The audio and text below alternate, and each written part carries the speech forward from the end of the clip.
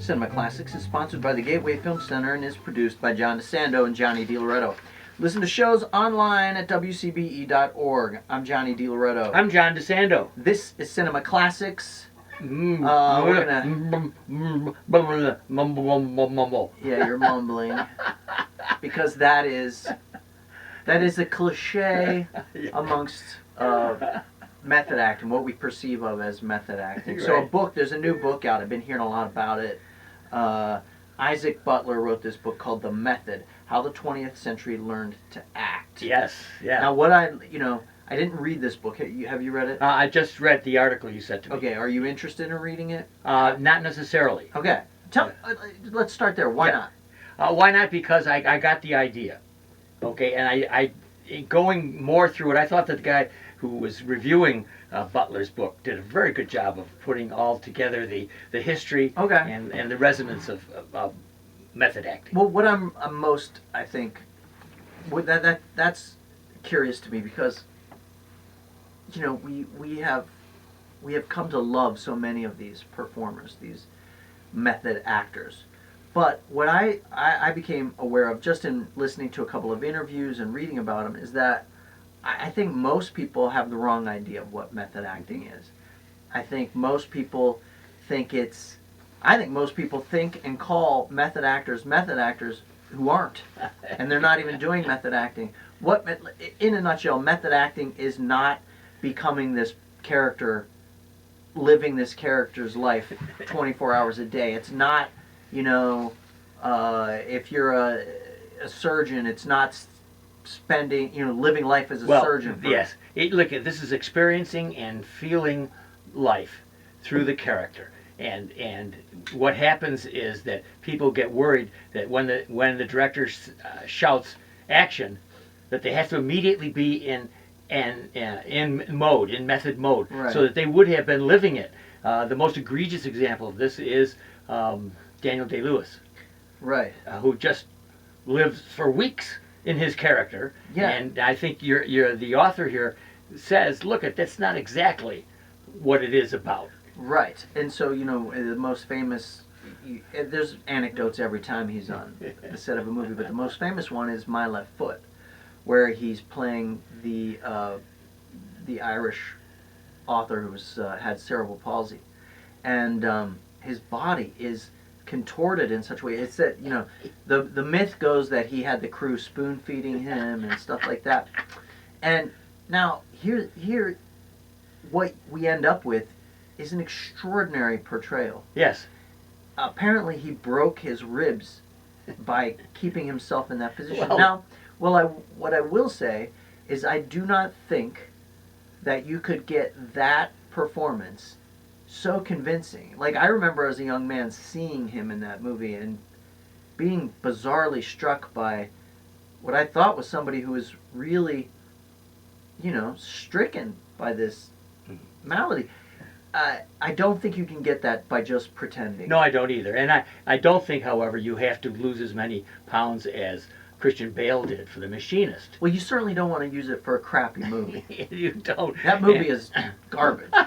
I'll tell you what I think in reading around about this. The one actor and the one performance that they call upon mostly is a tribute to you, and that would have to be Robert De Niro in Raging Bull. Yeah. Now, see, here's someone, and I feel like that's the thing that really tipped the scales. De Niro gained all this weight, lost all this weight, right? He studied how to be a boxer. Some people say he was so proficient he could have tried his hand at it. But the weight gain was such a mind-blowing feat at the time. 1980, Raging Bull comes out. He puts all that weight on for that role, and he physically transformed himself. He was a beautiful young middle-aged actor at that point. So I remember Pauline Kael was so aghast at what she said. It's not acting. She was disgusted by what he did. Mm-hmm. So there is, the other interesting thing to put yourself back in that mind frame is there's a resistance to it because it feels intrusive. It feels naked. It feels like you're seeing something. It's almost pornographic. The Sure. vulnerability in a way. But there are actors whom you would never call method actors who really did go through a method acting period. For instance, Charlize Theron, when she won the Oscar, Right. Monster, I think. She lived it, but I don't see her doing that again. Yes. So time and time again, after De Niro puts this weight on and wins the Oscar for Raging Bull, we have seen and heard so many stories about actors who lived this for so long or studied that for so long or refused to be called anything but I want to read you this quote from Lee Strasberg, which I think is at the heart of what we're getting at. Yeah. Okay? He said, and Lee Strasberg, obviously the teacher of the method in the 50s, the fundamental work of the actor, the training of his internal skills, is preceded by the development of the actor's relaxation and concentration.